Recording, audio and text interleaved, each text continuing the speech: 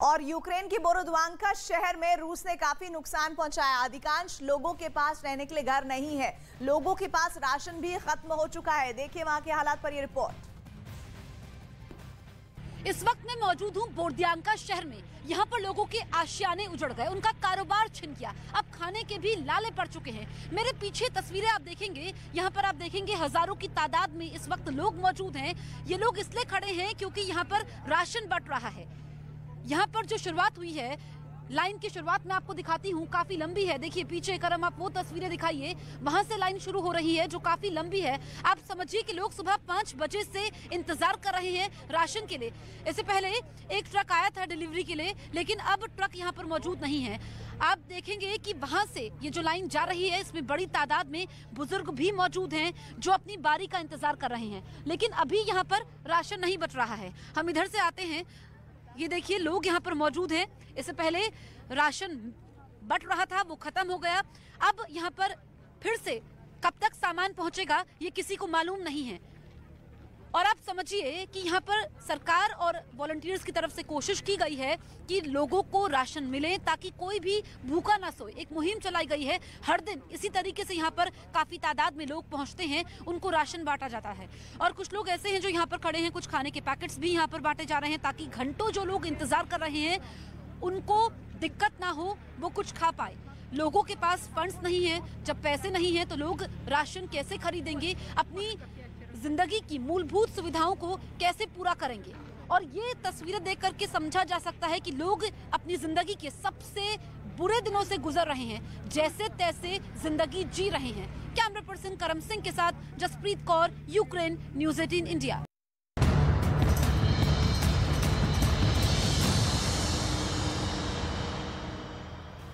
और बात पुतिन का खतरा नंबर 101 की, क्योंकि अमेरिका ने एक ऐसी खतरनाक मिसाइल टेस्ट करने का दावा किया है जिसका पहला टारगेट मॉस्को हो सकता है। क्या है वो मिसाइल और अमेरिका ने कब उसकी टेस्टिंग की है, देखिए इस रिपोर्ट में।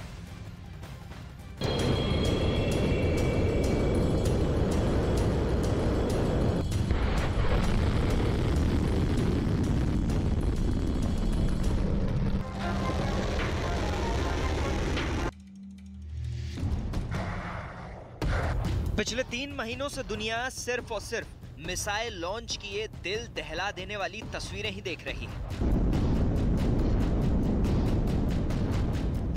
सबसे ज्यादा मिसाइल पुतिन ने दिखाई हैं, लॉन्चिंग पैड से परमाणु मिसाइल की लॉन्चिंग से लेकर पुतिन ने विक्ट्री परेड में भी अपनी सबसे खतरनाक मिसाइलें दिखाई।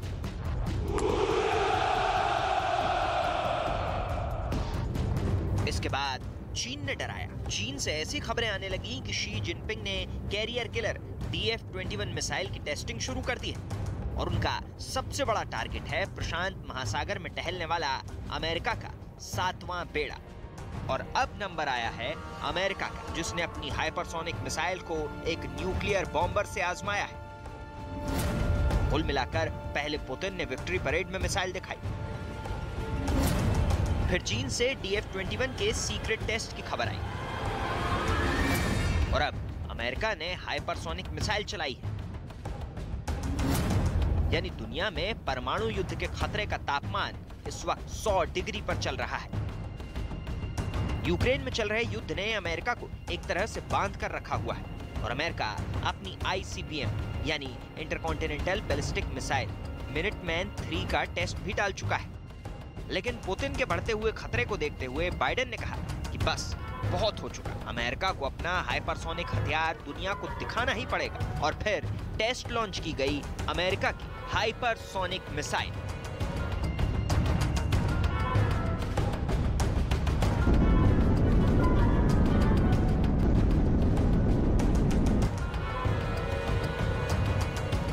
अमेरिका का दावा है कि ये टेस्ट कामयाब रहा और उसकी हाइपरसोनिक मिसाइल आवाज से 5 गुना तेज रफ्तार से उड़ी।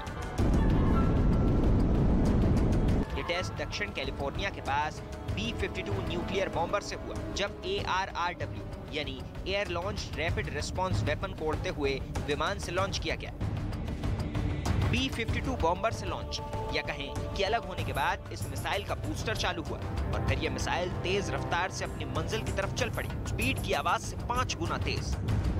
अमेरिका का दावा है कि इससे पहले उसने मार्च में भी एक हाइपरसोनिक मिसाइल को टेस्ट किया था। अमेरिका हाइपरसोनिक हथियार बना रहा है, लेकिन वो रूस से इस मामले में अभी पीछे।